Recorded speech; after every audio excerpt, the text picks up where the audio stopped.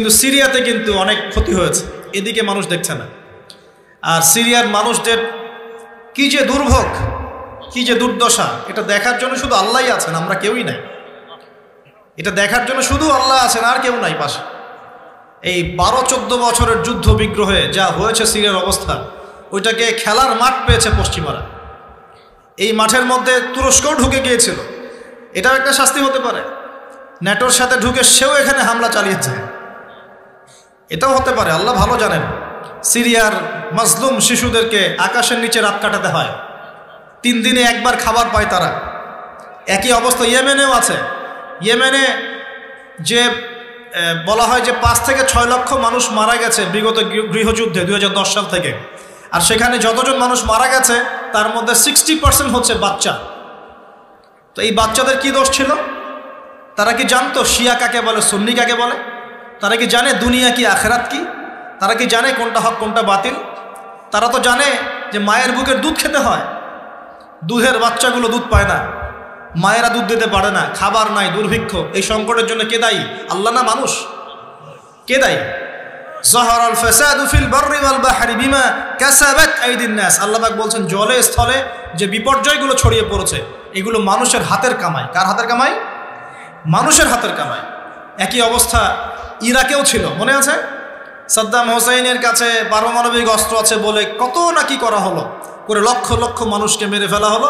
পরে বলল আমরা সরি, আসলে সেখানে কোনো অস্ত্র ছিল না। We are sorry for that. তারা বলে দিল আমরা এর জন্য সরি। ব্যাস, লক্ষ লক্ষ মানুষের রক্ত ঋণ শোধ হয়ে গেল।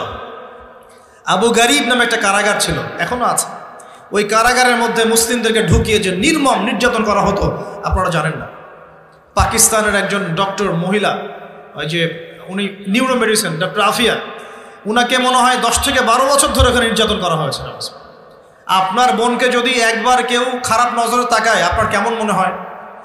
আপনার মায়ের দিকে যদি কেউ একবার খারাপ নজরে তাকায়, একটা খারাপ মন্তব্য করে, আপনার কি মনে হয়? আপনার স্ত্রীকে যদি কেউ একটু গায়ে টাচ করে চলে যায়, শ্লীলতাহানি করে, টিস করে, আপনার কি মনে হবে? এরকম লক্ষ লক্ষ বোনদেরকে আমাদেরকে এরকম ধর্ষণ করা হয়েছে দিনের পর দিন। গ্যাং রেপ বলে, গ্যাং রেপ মানে একসাথে 10 জন 12 জন মিলে আমাদের বোনদেরকে ধর্ষণ করেছে। মুসলিমরা তো বললাম না, মুসলিমরা পড়ে আছে ওঠেন বসেন নিয়ে, মজা ট্রল এগুলো নিয়ে। সারা বিশ্বে যা হচ্ছে মুসলিমদের সাথে, যদি আমরা সত্যি জানতাম শান্তিতে ঘুমাতেই পারতাম না, আমাদের ঘুম উড়ে যেত চোখ থেকে। বেশি বললেও সমস্যা, বেশি করলেও সমস্যা, কাকেই বলবো, কে বা বুঝবে?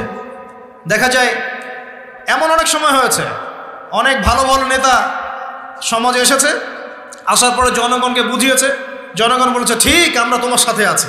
যেই সেই নেতার উপর কোনো বিপদ এসেছে জনগণ নাই। কাকে নিয়ে কি করবেন আপনি? আর কার সামনেই বা কি বলবো? আমাদের প্রত্যেকটা জেলা বলেন, থানা বলেন, দেশ বলেন, আনাচে কানাচে নিবেদিত প্রাণ মুসলিম ভাই তৈরি করতে হবে, যারা কাজের মানুষ, ঝোঁকে চলে না, আবেগে চলে না, ইস্যু পাগল না, আবেগে চলে না, কাজের অ্যাক্টিভ কিছু মানুষ দরকার, যারা শিক্ষিত, এডুকেটেড, যারা পরিস্থিতি বোঝে, যারা হিকমা বোঝে, যারা নিবেদিত প্রাণ, যারা অর্থ কোরবানি করার মানসিকতা রাখে, শিক্ষা প্রতিষ্ঠান গড়ে তোলে, সোশ্যাল ওয়ার্ক করে, একটা জনসংযোগ যারা গঠন করতে পারে, এমন কিছু মানুষ আর নেতা আল্লাহ আমাদেরকে দান করুন বলে আমি। আর এটা হাদিস থেকে আমি জানি কিয়ামতের আগে আগে 3টা বড় বড় ভূমিকম্প হবে। কয়টা ভাই? 3টা। এই কিয়ামতের 10টা বড় আলামতের মধ্যে এই 3টা হচ্ছে অন্যতম। নবীজি বলেছেন একটা হচ্ছে পৃথিবীর পূর্ব দিকে, যেখানে আমরা বসবাস করি, Bangladesh, Pakistan, Sri Lanka, India, Myanmar, Indonesia, Malaysia, এই পূর্ব দিক, এদিকে একটা ভূমিধস হবে। একটা হলো পৃথিবীর পশ্চিমে, মানে ওই যে পশ্চিমা সভ্যতা, যেখানে যাওয়ার জন্য আপনি ব্যতিব্যস্ত হয়ে আছেন। আর 3 নম্বর হচ্ছে পৃথিবীর মাঝখানে জাজিরাতুল আরবিয়া, অ্যারাবিক পেনিনসুলার মধ্যে একটা ভূমিকম্প হতে পারে। এই 3টা হবেই, রাসূল সাল্লাল্লাহু আলাইহি ওয়াসাল্লাম বলেছেন। আর তিনি আরও বলে গেলেন ওয়াবা'দাহু সানাওয়াতু জালাজিল, মহামারীর পরে আসবে ভূমিকম্পের বছরগুলো। এই পুরো বিষয়গুলো একত্রিত করলে আমাদের সচেতন হওয়ার দরকার আছে কি নাই? এখন কি আমরা সবাই 20-30 তলা বিল্ডিং বানানো শুরু করব? সচেতন মানে কি? আমরা কি আশ্রয় কেন্দ্র বেশি বেশি বানানো শুরু করব? আমরা আরও ওই যে কিছু কিছু সিমেন্টের অ্যাড দেখায়, এই সিমেন্টে বাড়ি বানালে ভূমিকম্পেও কাঁপবে না।